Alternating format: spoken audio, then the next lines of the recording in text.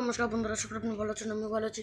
জয় শ্রীকৃষ্ণ, শুভ সকাল। এখন বাজে 7টা, আর আজকে তো আমাদের স্কুল খুলে গেছে। আজকে আমি টিফিন নিয়ে যাচ্ছি ম্যাগি। দেখেছি আমি এখন চান করে উঠে পড়েছি। এখন আমি খাচ্ছি বিস্কুট আর বনভিটা। তো আজকে থেকে আপনাদেরকে দুপুরবেলা খাবারে আছে আলু ভাজা, আর তার সাথে আছে ডাল, আর তার সাথে আর গোটা সেদ্ধ। এই দেখুন গাইস, এই গোটা সেদ্ধটা কত সুন্দর কালার হয়েছে। তো গাইস এখন হয়ে গেছে সন্ধ্যে 6টা। এখন আমরা খাচ্ছি চিয়া সিড। এই দেখুন গাইস, ভালো ডাইজেস্টের জন্য মানুষরা খায়, আমিও খাই আর আমার মাও খায়। তো গাইস এই দেখুন গাইস, এখন আমাদের এখানে ভেজিটেবল তৈরি করা হচ্ছে। তো এই দেখুন গাইস, এই পুরো ভেজিটেবলটা পুরোপুরি হোমমেড। তো এই দেখুন গাইস, এখানে পুরটা রেডি করা হয়েছে, তারপরে বিস্কুট গুঁড়ো দিয়ে ময়দা দিয়ে ভালো করে ভাজা হবে।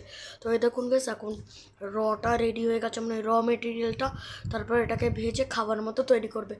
তো চলুন, তো এখানে তেলটা এখন গরম করছে। তো এখন আমার মা এখানে ভাজছে। তো এই দেখুন গাইস, এখন ভাজা শুরু হয়ে গেছে।